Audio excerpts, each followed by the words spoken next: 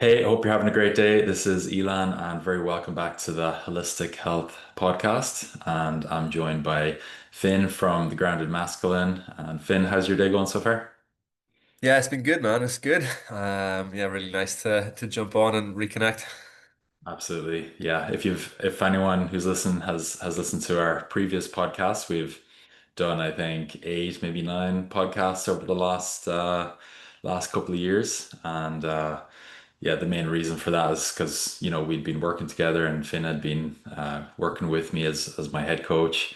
And yeah, just so many different things have happened for both of us personally over the last couple of years. So I was really excited to hop on to be able to chat about things like that and also just reconnect because we both of us have been super busy the last few months with a lot going on. So we haven't really got to chat about stuff. So yeah, excited to be able to chat through it today.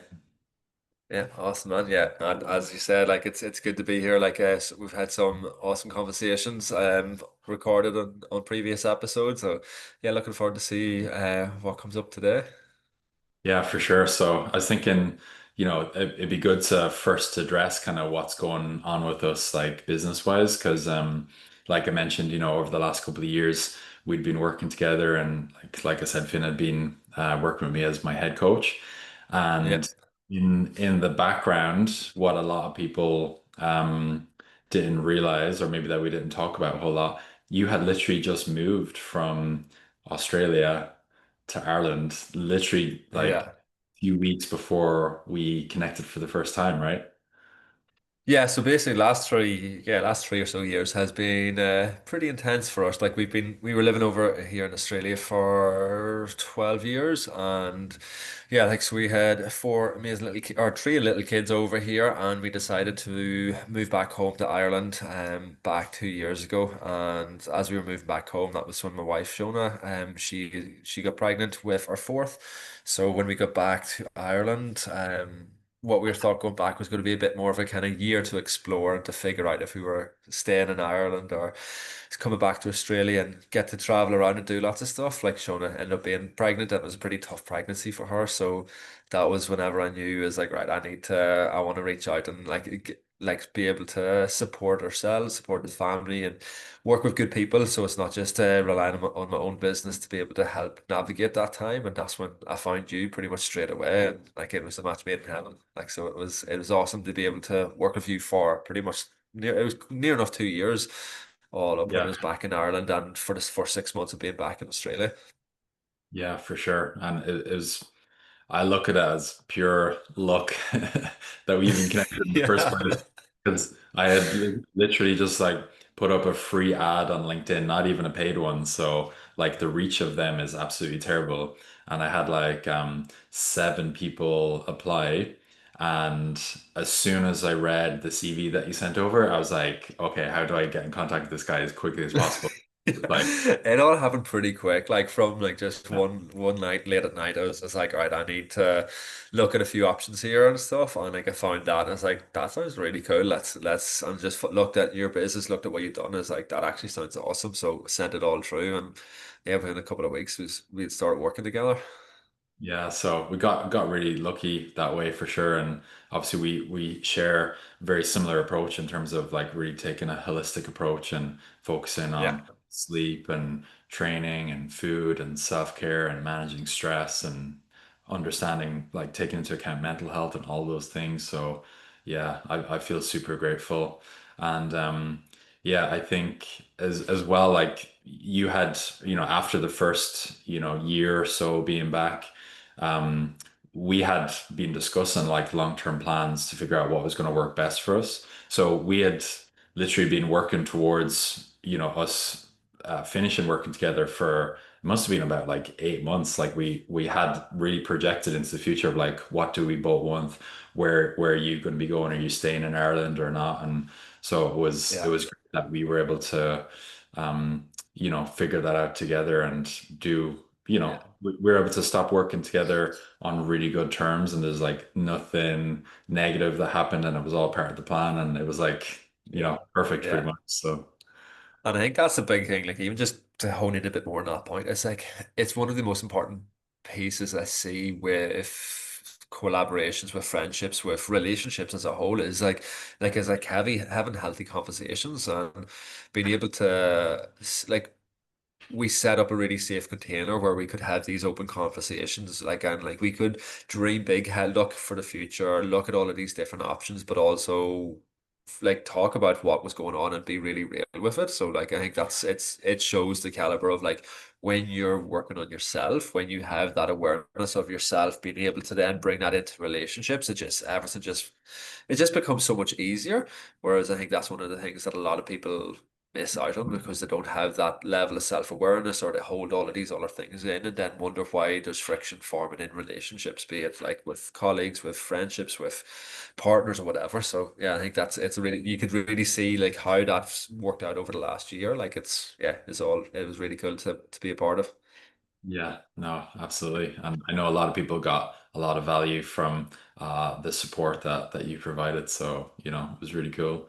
And so when was it that you actually made the decision to move back to Australia? Because you came back, it was like September 23, wasn't it? And then, So it was September 23, and yeah, like as I said, like we initially, like we absolutely loved our life in Australia. Like, and that's the thing, like it was such a beautiful community that we were a part of. Like we're down in Denmark, which is in like the western part of Western Australia. So it's like a small enough little remote town just tucked away where the forest meets the ocean. So like it's a beautiful place to be. Like we absolutely loved it, but like being over here for 12 years, it was always that itch that was there, especially for my wife. And just as time went on, like it always came up. And like before we were living up in Perth for 9 years, when we moved down to Denmark, I was like, right, this is it. This is what we want. But after a year being down there, like Shona was like, oh, the itch is still there.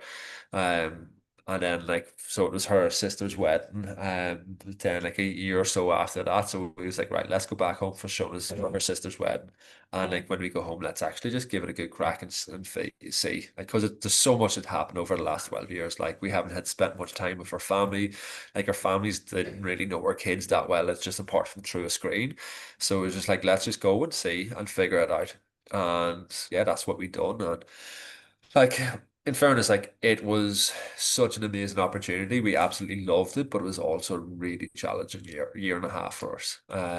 Like again, as I said, Shona being pregnant, it was a very tough pregnancy for herself, and then all of the emotional toil that went on with that, like as like mothering three kids while being pregnant, it's a bloody tough job. And yeah, like it just like the more like it went on, like whenever our son was born in February 24, like we were like, let's we need to actually start looking big picture what we want.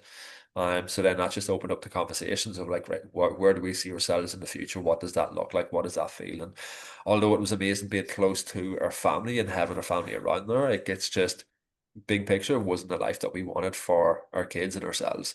So it was like that summer was when we made the decision. It was like, let's start putting things in place for that. And then it just all happened really quick from there. Like basically the school that we go to over here is like it's like you need to get back for January term, or else you're gonna lose your spot, because again it's a small regional town, like it's a smaller, it's amazing school, but it's like if you're not back there, like the spots are going to be gone. So that kind of put a fire up. Or so it was like, right, we need to be back by like January 25. So yeah, that just put plans in motion pretty quick for us to make the move then.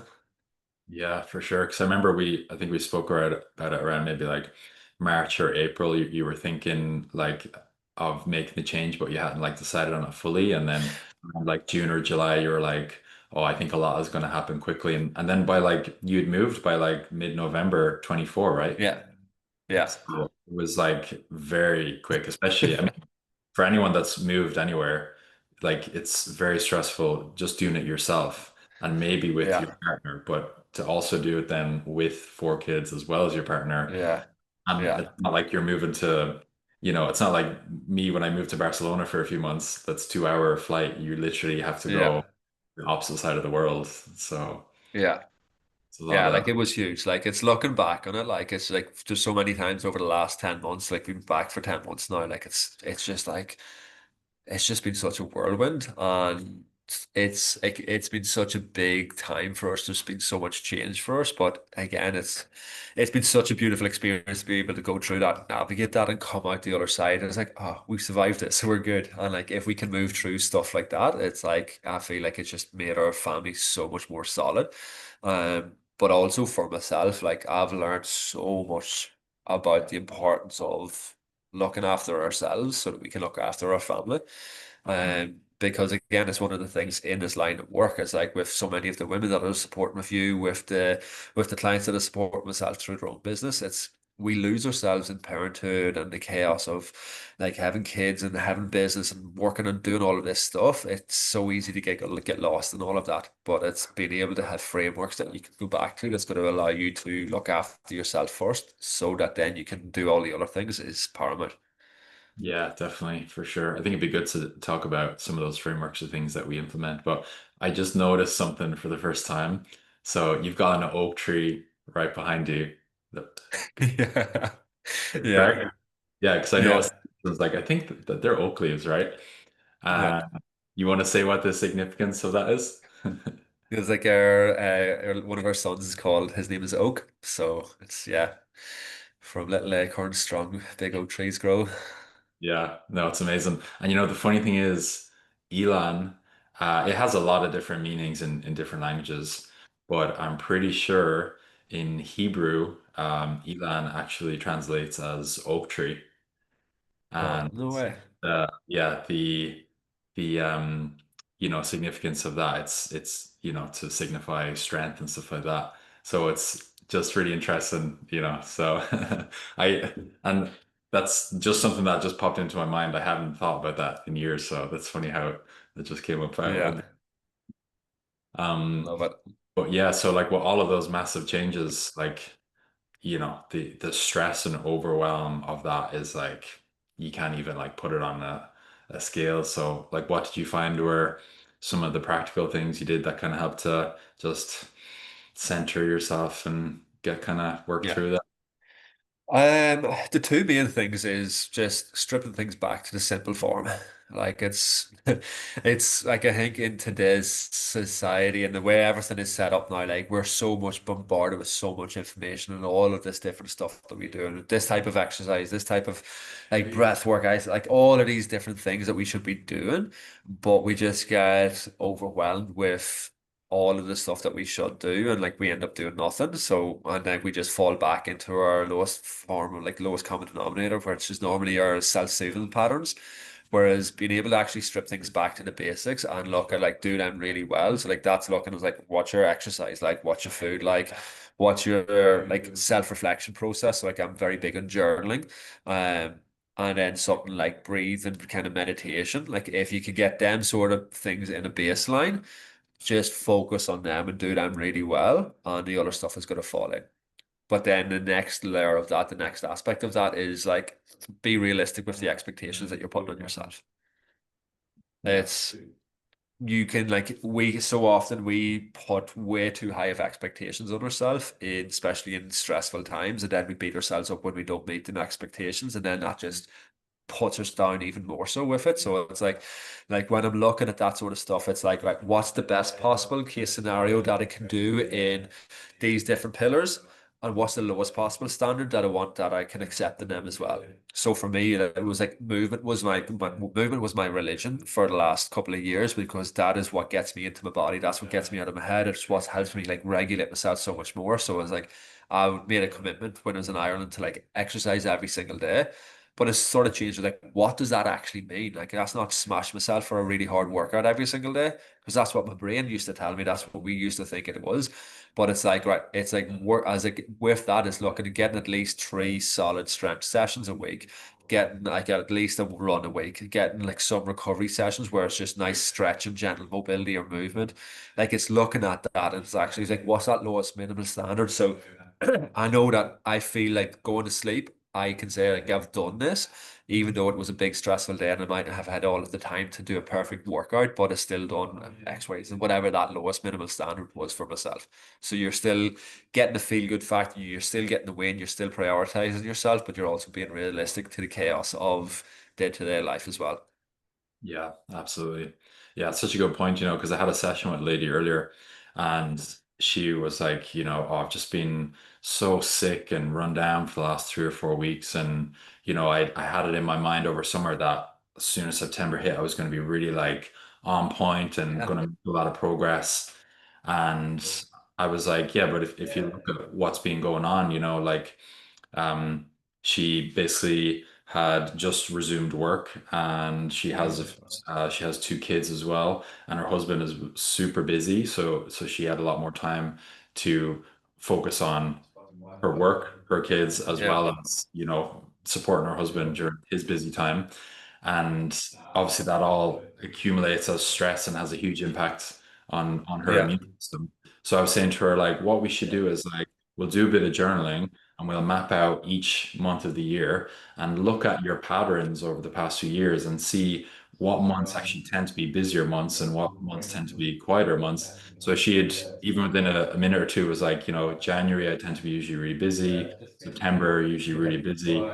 And I was like, so what will make sense going forward is like, now that January's and September's are really busy. So Yeah. instead of being really unrealistic and putting a lot of pressure on yourself to have to do loads, why don't you just look at that as a self-care month and focus on maintenance? But then, Yeah. potentially February, March, April, and maybe November and or October and November, maybe they can be progress months, and then straight away, Yeah. that actually makes so much sense. And so it's, really going to then help in future instead of her being like putting so much pressure on herself to perform at the highest level all the Mm. time that she can be like, okay, I'm gonna just take a breath and let's focus on self-care instead of being, super hard on myself. So I think it's Yeah. just so important to, Yeah. like I said, it's so easy to get caught up in the chaos that it's hard sometimes to take a breath to just like map things Yeah. out. Like, what do I Yeah. actually need right now?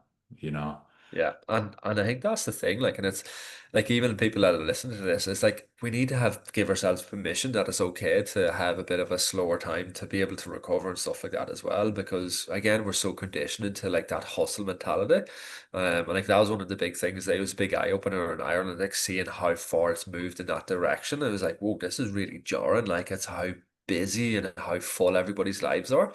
Like that was something like I know where we are, like it's like in Australia, like it is a slower mentality, it's a slower lifestyle compared to that. Like that was really, really jarring for us to step into that and try to see that. It was like this, like there's no awareness of the impact of people's nervous systems and like the expectations of what you're meant to do to like meet society where it is.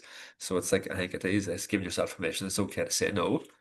Yeah, yeah. I think it's really interesting looking at different cultures and the approaches. So in Ireland, it's definitely become a very live to work, not work to live. And I haven't been to Australia, but it sounds like it's the opposite, where it's very much uh, focusing on living, not working. Yeah. I noticed the same thing in Greece. It was actually so funny when I was reconnecting with my dad and my sisters and stuff. Um, I went over in August for a couple of weeks, and they're so like nonchalant about everything, and it's like, oh, we'll be there at 8:30, and they arrive at like 9:30, or it's like, Yeah. no worries, and it's very much focus on relaxing and doing a bit of work here, but really focusing on just living and enjoying your best life. So it's Yeah. so interesting to see the culture difference, and how that also relates to people's mental health as well. Because definitely people that I've met in Greece seemed much happier and just more joyful than here. And obviously the weather might have something to do with it too, but the culture is definitely like there's a big Yeah. difference. Yeah. Yeah, like it's massive. Like it really is. But like, and I think that's one of the things. It's like as you're starting to see these changing and like being able to make this change a bit more for yourself and like be a bit more gentle on yourself and some of that, it's like it is going to be going against what the norm is in society a little bit sometimes. So it's like it's being strong enough in yourself to say that. And like again, like it's I know for ourselves, like we lived away from Ireland for so long, so we established certain value systems for ourselves. And like when we come back to Ireland, that's why we felt really strong being in them values because we have lived them.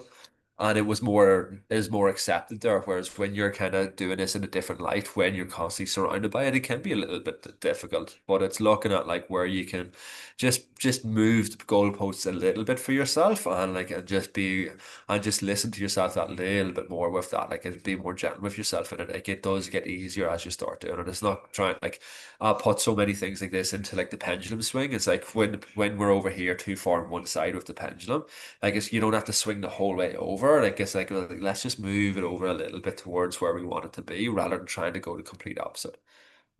Yeah, no, for sure.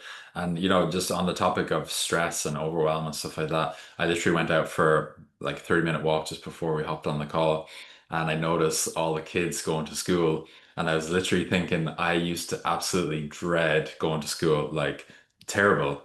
And once I started doing therapy, like 4 or 5 years ago, I had the realization that I was literally crippled by anxiety from a really young age. Like just the idea Yeah, of like going to school, being surrounded by so many people, like I really struggled with that. And there's even like in my second last year, I missed out on 24 days, and the school had even sent my parents a letter and everything. I was yeah, like, what's going on? Because I'd missed so much school time, and I just had so yeah, much anxiety. But at the time, that was like 2011, 2012. I didn't like know how to put a word on it. It was just like I feel really yeah, bad and I do not want to go to school.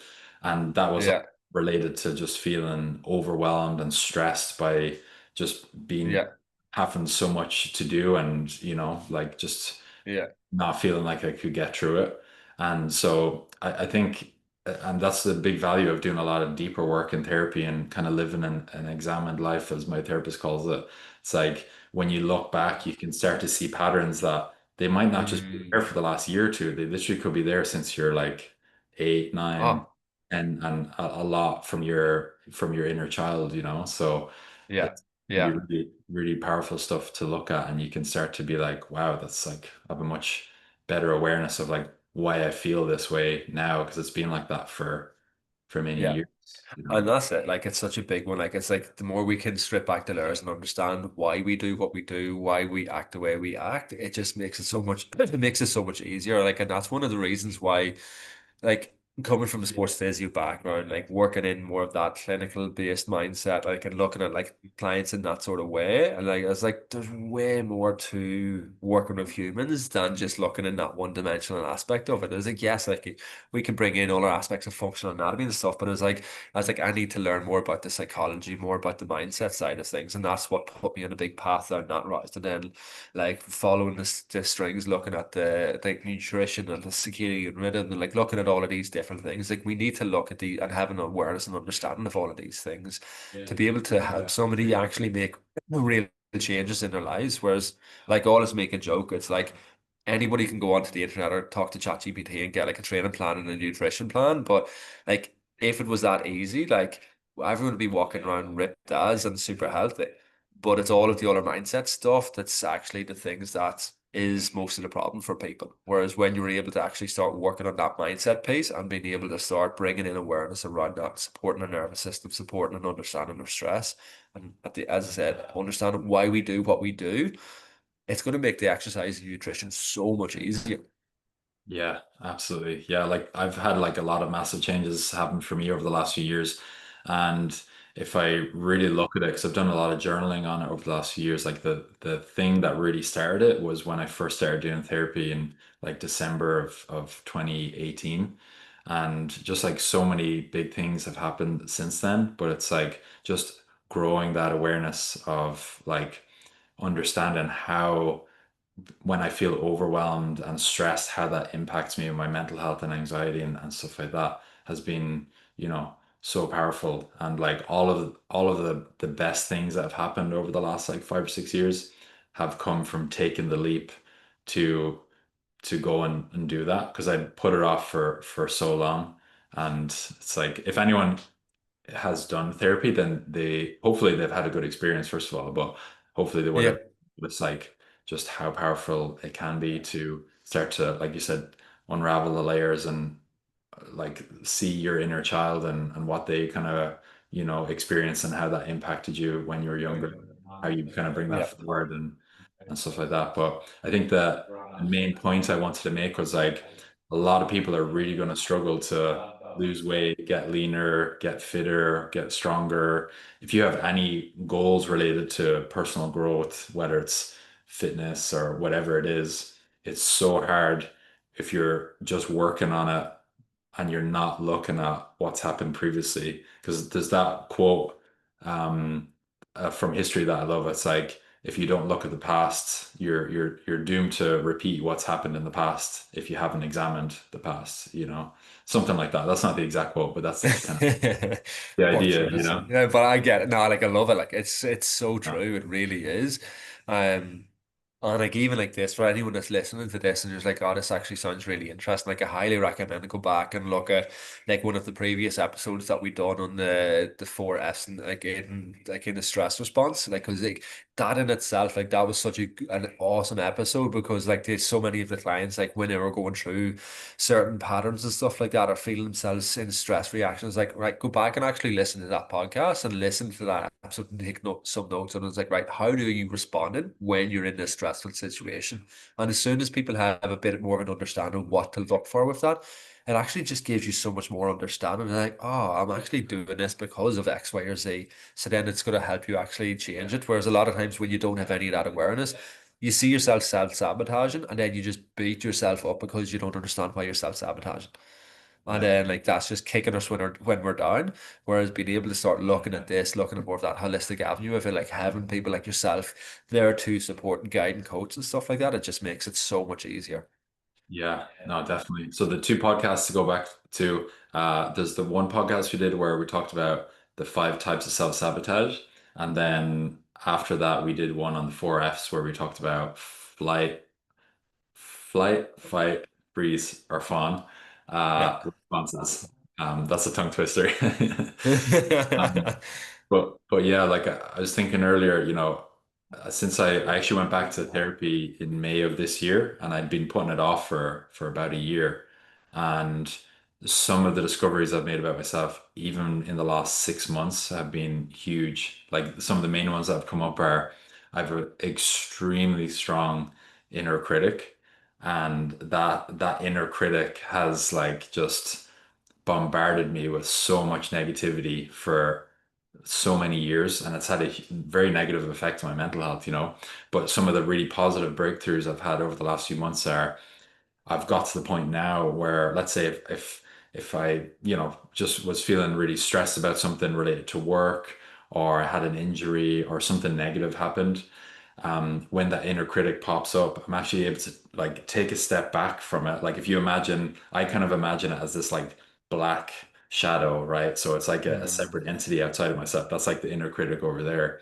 And whenever, the inner critic brings in some of that negative self-talk, I can take a step back now, almost outside of myself over here and be like, I can hear you, I can understand what you're saying.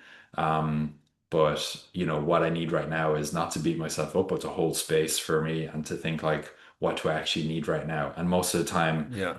it's some type of self-care, more sleep, need to get out for a walk just to clear my head, um, Yeah.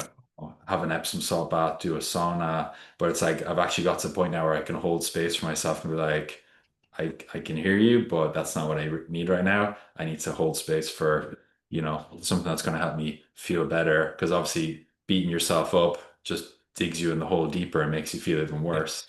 So Yeah. that's been a massive breakthrough for me where I can consciously be able to separate, Yeah. Yeah. That's awesome, man. So good to hear. Like, and like again, like that inner critic, like it's such a big piece of the puzzle for so many people. Like that you're nose to it. So like one of the things I love to say to people like around the inner critic, it's like the way that inner critic speaks to you in them sort of situations is like if you heard somebody speaking to another person that way, what would you say to them? And like for like because I do a lot of work with fathers as well myself in my work, it's like if you heard somebody speaking to your kid in that way, what would you do and how would you want to speak to your kid differently about that thing? So like if your kid done just what you done and like the inner critic is coming in and berating them with it, is like how would you actually speak to your kid in that moment to help them navigate what that challenge was in a different light? And it's like being able to like again, it's like what you're doing is removing yourself from that and just looking at it and being real. It's like fuck, it just gives us a whole other perspective for it. And then it's like that's where that whole like reparenting ourselves comes into play.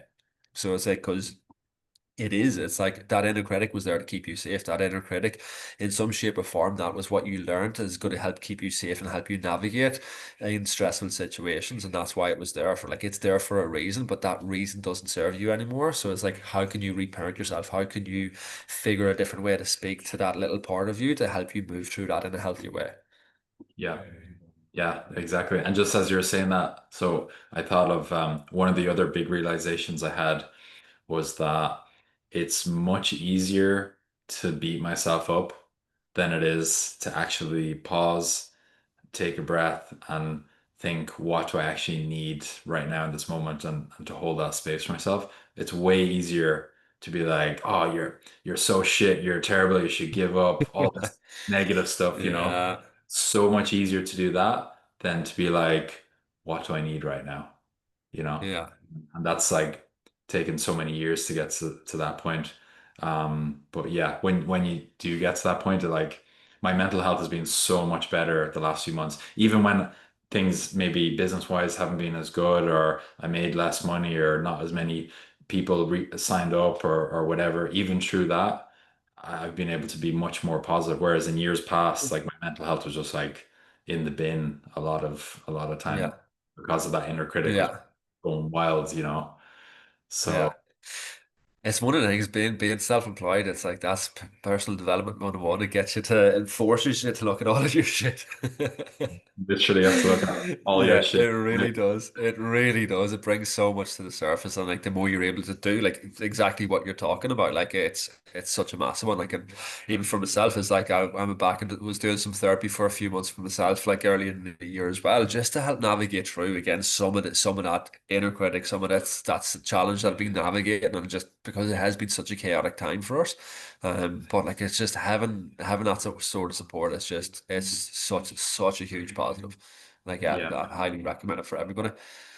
Yeah, no, it really is. It's amazing.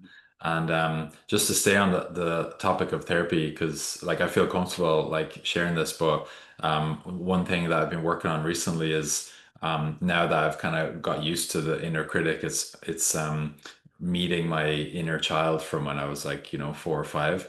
So some of the therapy sessions that I've been doing, kind of like imagine that the black shadow of the inner critic is over here, and then the younger version of me is like over here, and then so there's like three separate entities, and obviously there's me here in the present moment. And it's just been like, whenever something has come up with the inner critic, whatever negative self-talk, um then it's been like, okay, like what is the inner critic doing? What is he trying to protect the younger version of me over here from? And, a lot of the times it's just things like, looking for connection, or, like I said, to deal with stress or feeling overwhelmed or something like that. But it's been, a really powerful process. So that's like some of the stuff that I'm working on at the moment. So it's been yeah, it's tough for sure. Definitely on the verge of tears at times, it can be painful, Yeah. imagining that younger self. But it's that deep work I think is gonna make a massive change for me for years to come. So yeah, it's just been interesting to see it, because it's easy to think like if you do therapy before that, like, oh, I've done everything now, or it's easy to get into that mindset even with like training or work. It's like, oh, I've accomplished everything, or I've done everything. But then there's like so much stuff you're not even aware of that you haven't got to yet.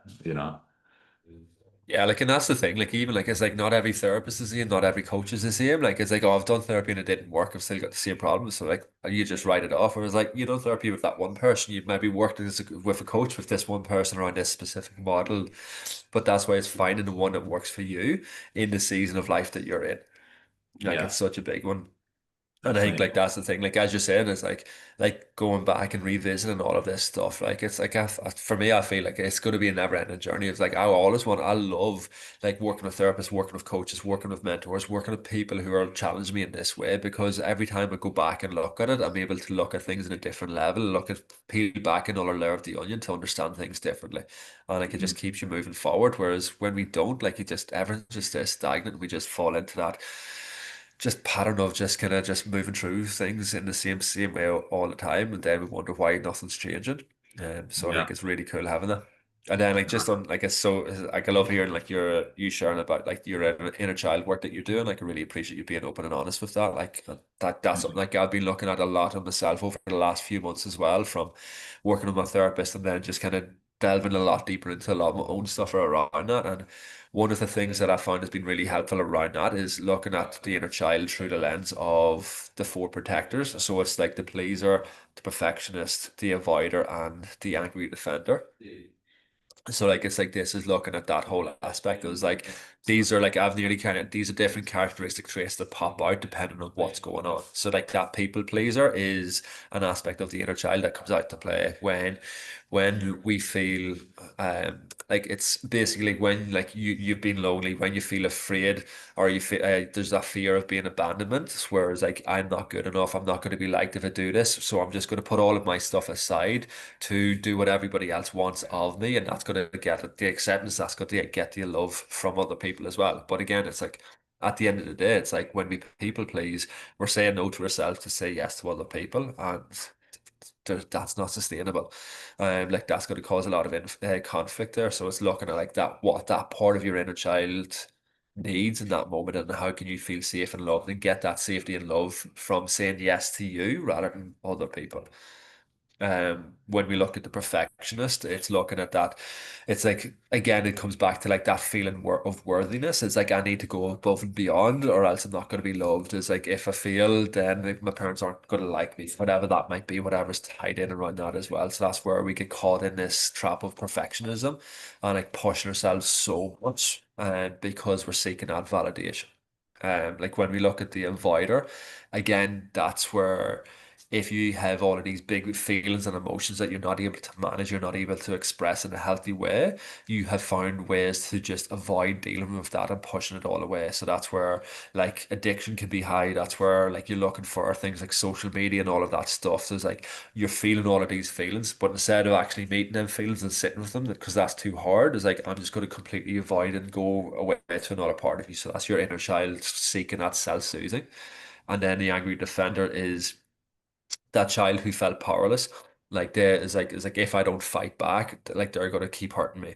So then like they created this identity around like you need to be stronger, bigger and stronger and push back, because there was a lot of fear around when you were growing up as well. So it's again when you look at it through that lens, it's like there's different elements of them are going to show up in different ways. Some of them are going to be a lot louder for certain people compared to other people, but it's a really cool framework to be able to start looking at and understanding. It's like here's that like the avoiders coming out to play, like what's going on for him, what does he actually need in that moment.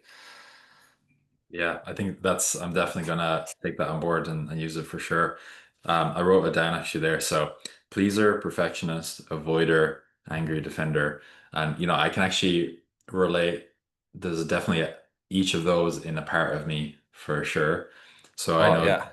the pleaser is there for sure because for many years I really struggled with boundaries and saying no. So that's something I've worked on a lot the last like 2 or 3 years, and I've got way better at that. Like this year, Mm. for example, like you said, being self-employed, you really have to look at your own shit and figure it out, right? So this year I was like, I think the thing that would benefit me most is if I take every Tuesday off for personal and professional growth stuff. So most Tuesdays I've been, either going to therapy or doing a jiu-jitsu session or I use the masterclass app and listen to masterclasses by like Richard Branson or different people and just some type of personal and professional growth. So that's been a real big thing boundaries wise for me this year. Huge.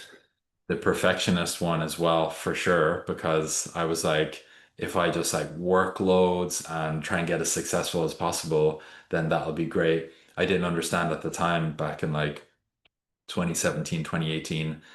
that was me searching for validation and Yeah. looking for other people to be like, you're doing great, and Yeah.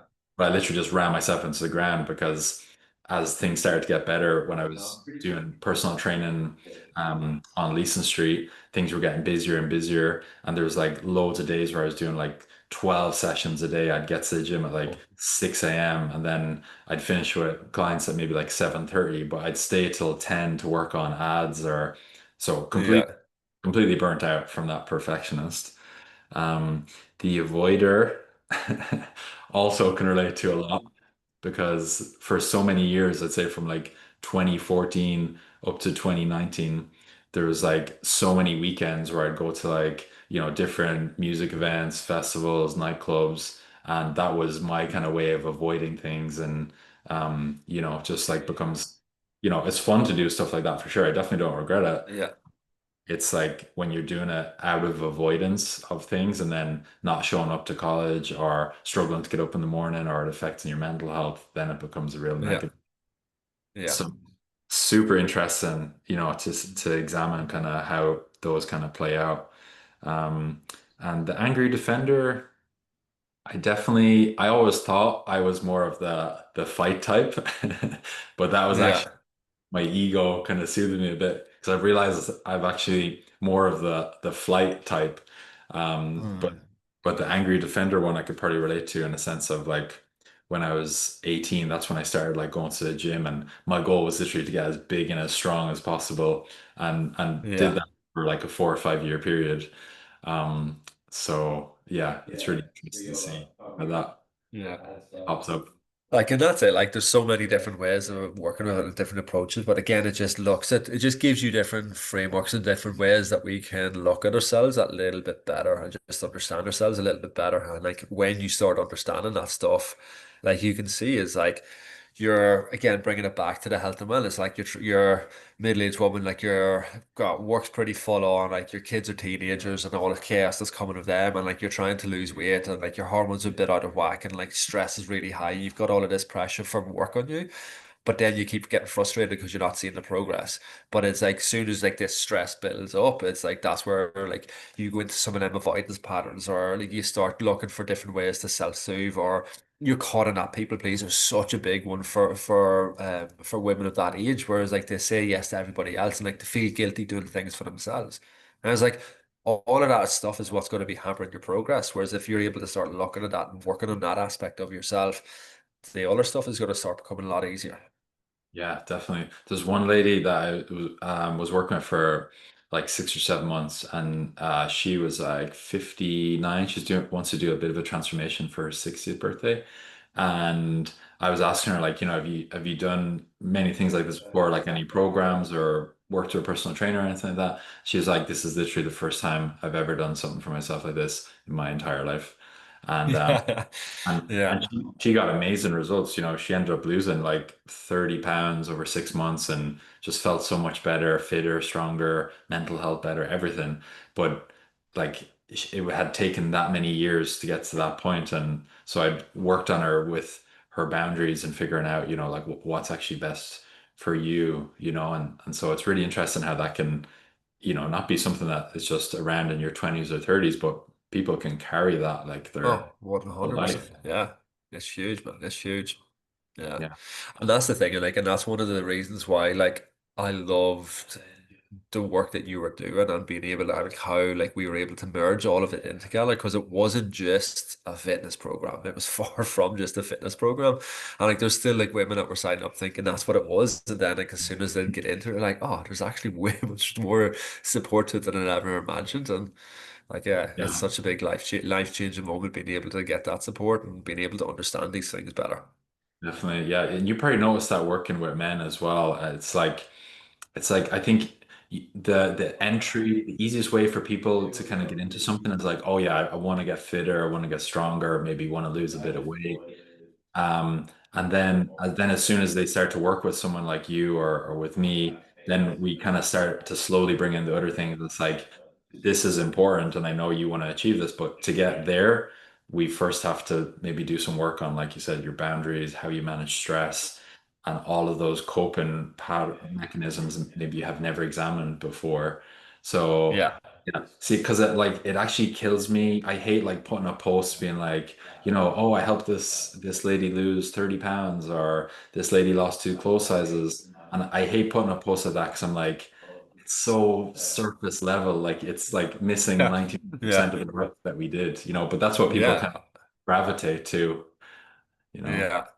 Like it's so true. But like I think that's one of the things is like sharing the real side of it. Like and that's why I love long form content because in like this fast paced world, like people are just constantly scrolling. There's so much similar stuff and it's all the progress pictures and all of that stuff. But like there's no like you it's like right what if that person looks great for like how they've changed that, but it's like right what's changed in here? Like what's changed in their mind? Like how have this changed with how they see themselves and what has went on underneath all of that as well. Like that's where the big change is. That's where the real change comes in, I feel.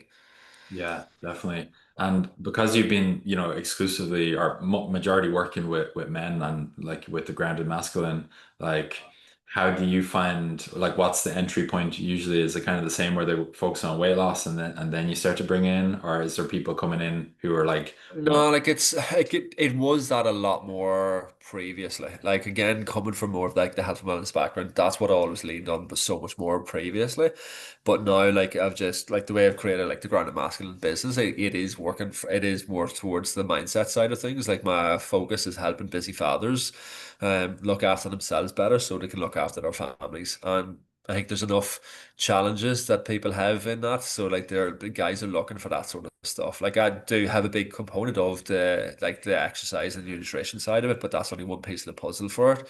Whereas a lot of the stuff like the guys are coming for is like right, they're realizing like they're sick of getting frustrated with their kids or to see there's a drift in a relationship with their partners and all of that sort of stuff. So it's like they need to work on that sort of stuff. But in Australia, I feel like that was so much more of an easier connection point to people, whereas in Ireland, I was leaning more on the fitness side of it because that's just where people are. Like it's still a little bit kind of like too far out of comfort zone for guys, I think, over in Ireland to look at the mental and emotional side of things. So like I did in Ireland, I was focusing a lot more on the physical side and then bringing in more of the other stuff back under the surface.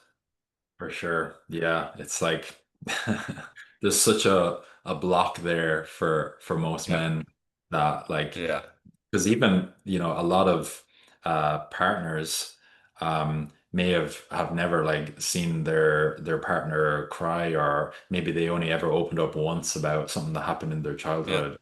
It doesn't have to be something like really bad. It could just be an experience that they found stressful, or but men are just notoriously bad at opening and allowing themselves to be vulnerable. And I think that a lot of that is still there, where it's like the mentality of like, sharing something is a sign of weakness. And obviously it's yeah, not.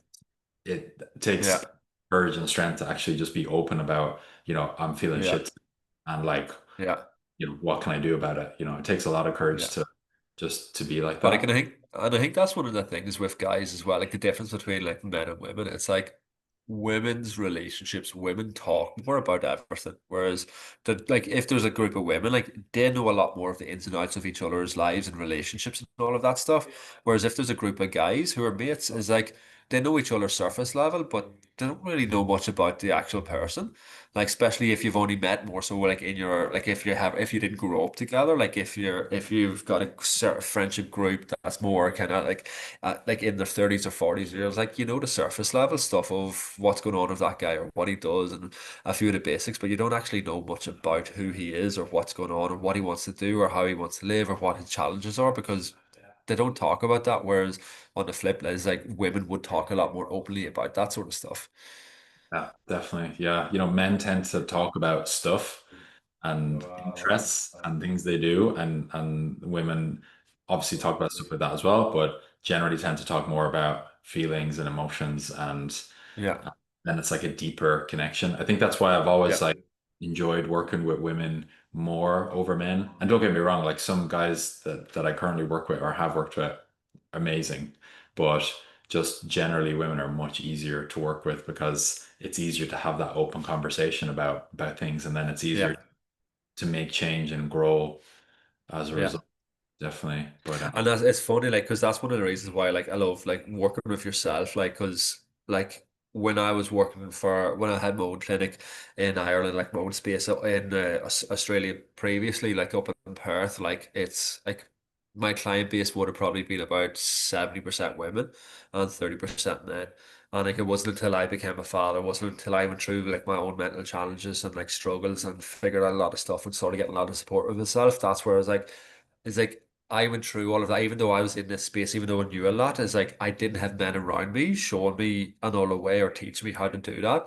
So like that's what is like I want to be that person for other guys so they don't have to go through that. So then that's why I like changed the direction of the work that I was doing and then focus a lot more on men and more specifically on fathers. It's like because there was such a gap there. It's like there's not enough men talking about this sort of stuff. And it's like, yes, I find it way easier working with women, but it's like to work with men is like something that is needed so much more. So that's what put me down that path a lot more. definitely, it's something that really strikes a chord to me. I even have like goosebumps on my arm now, like even thinking about it, because it's like, as men, a lot of us really struggle to have really positive role models at different points of our lives. And something that I've noticed since I started going to jiu-jitsu, like I've been doing a mixture of classes and one-to-one coaching with my coach, but like a lot of the men that I've met and of different ages, they're like really positive role models because they just have a lot of values that are really good. They're disciplined, they train, on a regular basis. They're just very nice people, very welcoming. They, you know, easy to chat with. And I think that's something that's definitely missing for a lot of men, especially, like the amount of men growing up that didn't have a father present for them, or their Yeah. parents split up or things like that. And thankfully, I've been very lucky, like um, I've had my dad in my life for since I was born, and then I had a second dad because I found out about my biological father. So I have two dads now. Yeah. So I've been really lucky that way. But a lot of men, obviously, they might have grown out without a father figure, and then that has a huge negative impact on them growing up. So it's, I think, so important to, what you're doing, like to be able to hold space for men and to support them with that. It's like so powerful. Yeah, like it's huge, and like and I know for myself, it was like I grew up was like my dad was he was around, he was always there, like he was amazing, but there was no emotional awareness around it. There was no like no any of that sort of stuff, no healthy masculine like kind of like showing of that. Like I was the youngest of three brothers, and like it's like what I learned from them was like how to fight, but it was like and I was like I don't want to do that. That's not who I am. So like that's where it's like I had a lot of men around me growing up, but I wouldn't have seen them as like positive role models for how I want to be as a man. Yeah, definitely. That's part of the reason why the most recent therapist that I started working with, so we've been working together for like almost 6 months. He's male, and I specifically was searching for a male therapist because I realized that that's something that I get a lot of value from, just having another positive like male role model in my life, and that's like super helpful. And it was actually quite difficult to find. Like when I went onto Google, there was like nearly everybody that was doing therapy were majority women, and I think there might have been two men that I found, and he was the one that I kind of related to most, but like it was quite difficult to do. So I think there's quite a challenge there for a lot of men with being able to Yeah. just to connect or find people who are kind of, that kind of good role model, or someone they can just share openly with and not Yeah. feel worried about them being judged or whatever. Yeah. Dude, you have to try to get yourself to one of the Nature of Man retreats over there. Yeah, no, Like for sure. it's Is that with like Luke it in Wicklow, is no, it? not with Luke, with the ones with James Ling and Michael O'Ryan. Okay. Like it's the two of them.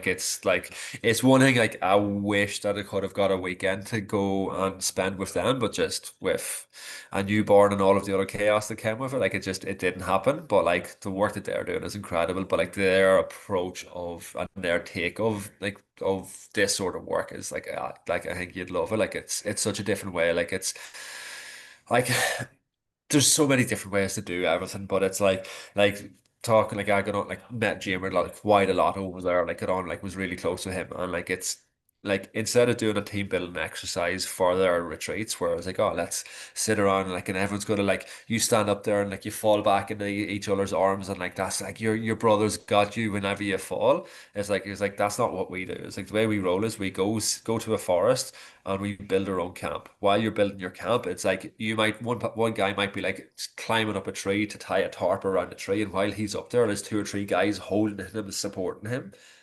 And that's what real life, that's what it is. Like, and that's like how it is to be held and supported to do this because it's that whole thing. Like it's such a beautiful approach that they take and like it, Yeah. yeah, I think you'd love it. Yeah, I must check it out for sure. Yeah, so that's it's really cool. I know it's like such so positive just being around people like that because Yeah.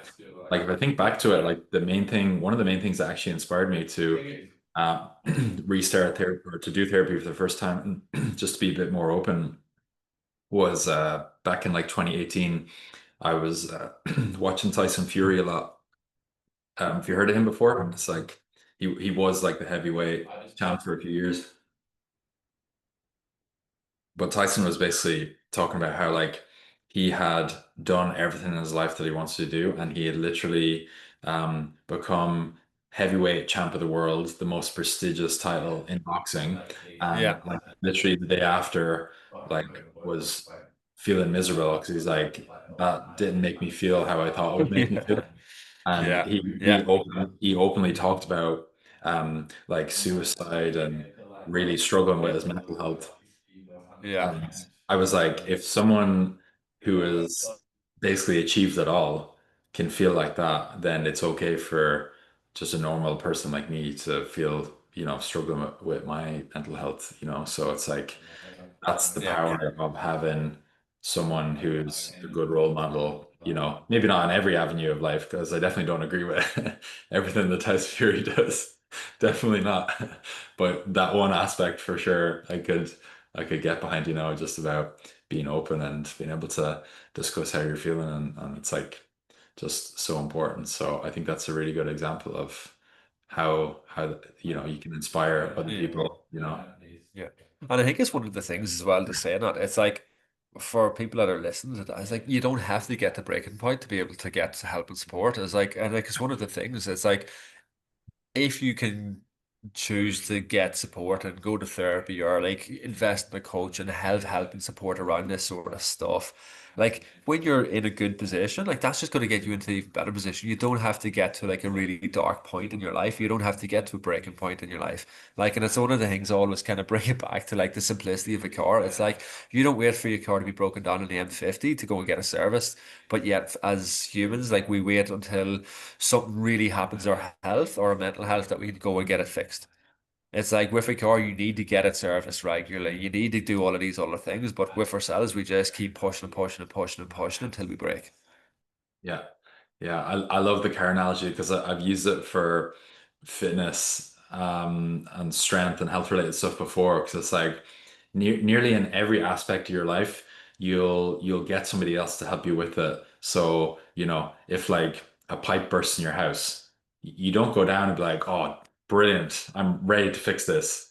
Most people are like, oh shit, like the water's flooding out. Like I'm not going to be able to fix this myself properly. So they ring a plumber and he comes and fixes it. Same with a car. Like I love cars, but I don't know anything about them. So if Yeah. like my I organized a community day about a year and a half ago. So I had an hour drive to go to Offaly and I had like 10 clients coming to it. And I literally left by about 5 minutes. And then the exhaust in my car literally dislodged and fell off. And I got really lucky. One of the ladies who was going came and picked me up, but so I didn't think like, oh, I'm gonna fix the exhaust because I was like, I don't have a clue how to do that. Obviously, I brought it Yeah. somewhere and got it fixed. But then when it comes to, whatever, losing weight, getting fitter, getting stronger, most people are like, oh yeah, I'll just go to the gym and I'll do it by myself. But there's a reason why most people buy gym memberships for a year and use it once or twice. It's because Yeah. they Yeah. didn't have the support to get through it. So it's the same thing, like if you want to get fitter, get stronger work with someone like me, work with someone like you. If you want to work on your Yeah. mental health, you can work on aspects of it with people like us, or you can do deeper work with a Yeah. therapist. But it's like you don't like try and fix the car yourself because that doesn't make any Yeah. sense. You know? No, totally. Yeah. Yeah. Yeah, it's a big one. I love that analogy. But yeah, no, it's been really good to catch up, and I think we've mentioned kind of like most things over the last few, what have happened in the last few years. I mean, I'm sure there's lots of other bits as well. I wrote out a big long list of things I was just like going back over the last few years. So Yeah. actually, kind of, I feel like it's the right thing to do, kind of just to maybe share like some of the milestones that I've had, and maybe give people a bit more, like background and stuff. So like some of the I mentioned therapy, in like December 2018, and that created a lot of change in that. In 2022, I decided to move from Ireland because I was like I knew that I needed to make like a big change. And it was probably similar for you, like when you went to Australia the first time of just like getting Yeah. out of Ireland to explore new things. Yeah. So, that was a huge change for me. And like I spent like 3 months in Barca and 2 months in Sicily by myself, focusing on personal and professional growth. And but then I had the realization that like, there's only so much time you can spend on training, working, sightseeing, and there's all those other hours in the day that like I Yeah. just felt lonely basically. So like Yeah. coming back to Ireland and moving in with my girlfriend was amazing. But I first needed to like take that leap of faith and move by myself to a different Yeah. country to allow that growth to happen, basically. So that was something that has really, I was going this way, and because I decided to move away by myself, my trajectory completely changed. And, I feel like that Yeah. the best things I've done, over the last few years. So, I was really happy with that. And then also adopting Luna, we got a cat in January of 2024. That was I haven't me. seen the picture shared over on social media lately. Come on, you need to keep the cat updates going. Yeah, I just keep them to myself because she's so pretty and fluffy and everything. But yeah, don't worry. And I've really struggled for space in my phone because I've just got hundreds of videos and photos of Luna essentially. Yeah. But yeah, so that was like a huge milestone as well. And, yeah, like I mentioned, therapy, just going back to that this year was really happy that I did that because I've been putting it off for so long. So there's been a lot of big changes that have happened. And I can't forget to mention I reconnected with my biological father in like this time 2 years ago. That was the first time I'd Yeah. seen him in over 20 years. So but we actually reconnected again back in August, and I got to meet him for the third time ever and see my sisters, my granny, and so it's all because I started therapy that allowed me to make all those changes. So it's That's kind of huge. it's just crazy to think how like one decision to do something can really like change your path to where you could have ended up. So yeah, Yeah. it's pretty amazing. But what are some of the things coming up for you, like looking forward to the next year or so? Yeah, like I think the big thing for the big like because I feel like the last few years there's just been so much like I've just been like in a period of transition for so long over the last 3 or so years, like with like just spent so much time waiting for that next thing. Whereas like right, we had booked our holidays, we booked a trip back home to Ireland, so it was that 6 months of like winding down the business, winding down things to go back there, and then settling into Ireland, and then not on kind of in that limbo land of being in Ireland for a while, and then are we staying, are we going, and then making a decision with it, and then winding everything down, settling up, and coming back here. Like it's just the last couple of years, there's been so much transition and so much change. Um, like I said, coming back the first year back in Australia, I just want a very quiet, boring year, and it's been like that. Like it has been quiet and boring, but like there's been no big changes or nothing major happening. Like it's just allowing us to really sink into our family rhythm here. So like that's been big focus for myself, and like that's what it looks like for the next while as well. Like there's nothing major changing. Like I've set up a little studio, doing in person kind of group classes and stuff like that here, doing a bit of body work here, as well as doing like my online coaching here, and like absolutely loving it. Like it's been so nice having that nice mix between the in person stuff as well as the online stuff. Like it's been like that was my main intention coming back. I wanted to be able to have a space where I could do both, and yeah, like that's just really nourishing at the moment. So enjoying how that's going.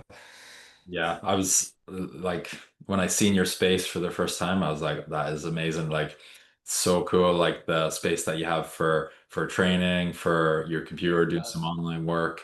And like I think that's such a beautiful mix between in person and online, you know. So it's really cool. So definitely, I mean, if I was close to you, I'd be going there to train with you because I think it's a great setup that you have as well, you know. So Yeah. just a pity that we're so far apart. Yeah, yeah, no, that's good. Like it's yeah, feeling pretty blessed with it, and like I think it is like it's just that side of it is just it's been really nourishing being able to see that, and because again we're in a small town, like it's a small enough regional town, like and it's just having that community vibe, like it's like what you're doing with like the community hikes and stuff like that, like so you're taking it offline and having it in real life person and stuff like that. I think that's so important. So it's been really cool to have that as a little community, building or creating a little community here with the people that we're working with in the small groups and stuff. Yeah. So like that's been a lot of fun. But then on the flip of that, like that, because that's there, that's nearly making me enjoy the online stuff even more because it's not all everything that I'm doing. So yeah, that's been good. Amazing. Yeah, that's really cool. I think some of the, because I've been doing a lot of introspective, you know, work and thinking, and like the main thing that I'm focusing on for really the next year to year and a half is a really like streamlining a lot of things. So business wise, it's just me and my social media manager, who is also my girlfriend, because she's an amazing creative and like just way smarter than me on so many things. So it's been great having her working with me and giving that support. But I think that, you know, just getting back to my roots of really just focusing on working with a lot of people one to one, doing group classes, giving everybody support with all the important areas of sleep, training, food, self-care, managing stress, and just really enjoying that, you know, seeing them get results and you know, because that gives me so much satisfaction. That was a big learning Yeah. curve. I realized that like the reason why I got into personal training in the first place because I love seeing other people succeed and seeing the improvements in each area with their fitness and strength and all the other stuff. And I felt like I kind of lost that a little bit the last couple of years. So now I'm just really enjoying doing more of that because the thing is a lot of like I've been in like four different business masterminds over the past like 5 or 6 years. And what most business coaches preach is like become the CEO of your company, delegate all your work, build a big team, have them do all of it. And I realized like that is not the reason why I got into it. I just like working with people and seeing them do well, you know? And that's not the most optimal business thing to do, but it's like that's what gives me a lot of satisfaction, what I really enjoy. So that's what I'm focusing on, you know, for the next year, year and a bit before we maybe make some other changes, you know, in terms of moving and stuff like that. But Yeah. yeah, it's just kind of exciting to reestablish like what truly makes you feel But good. that's it, like, and I think that's it. Like, it's like definitely like the online space is just continuously never-ending changes and stuff like that. But it's like when you're able to just strip it back, it's like, right, what is it that I want to do here? Like, and why am I doing this in the first place? Like, it's so important. And like, it's again, like I've caught in that trap as well, working with different business coaches and mentors. Like, oh, you need to do X, Y, and Z, and you're like, I don't want to remove myself from that sort of stuff. It's like I don't want to manage people in that way like with all the other stuff and outsource the stuff. Yeah, there's certain stuff I do outsource that I hate doing, but doing the actual working with people is like I want to know who my clients are really well and I want to know about their lives and their families and all of that stuff. Like that's what brings me joy and being able to see the changes in that. Like it's so big. Exactly. Yeah, no, it's so important. One thing I'll always outsource will be my accounting. And I've worked with these amazing accountants the last few years, fitness industry, wealth and finance. Honestly, they've like made my life so much easier and they're the best accountants I've ever worked with. So that's something I'll always outsource. But when it comes to one-to-one support, group classes, you know, I think that's just something that I'll always really enjoy and seeing people succeed with that and guiding people through their journey with strength and fitness and everything else, you know. So Yeah, it's a good Yeah, feeling, sure. So, that's um, awesome, dude. yeah, nice. I think that's pretty lots for today. We Yeah, covered we lots. covered a lot. I covered a lot of different. Definitely. Yeah, I appreciate the therapy session. You send me the invoice later and I'll pay. Yeah, no, Yeah. it's good, man. Like it's so good. Yeah, like I appreciate again. I just want to say massive appreciation for you and the work that you're doing and for the opportunity that you give me as well. Like it's been cool. Yeah. No, it's worked both ways, it's been a pleasure for us, for me to work with you as well. Like I never looked at it as like you were working for me. It was always you were working with me and we're working together on it. So yeah, no, really amazing. So yeah, I'll end the recording here and sure we can chat a bit after. Yeah, sounds good.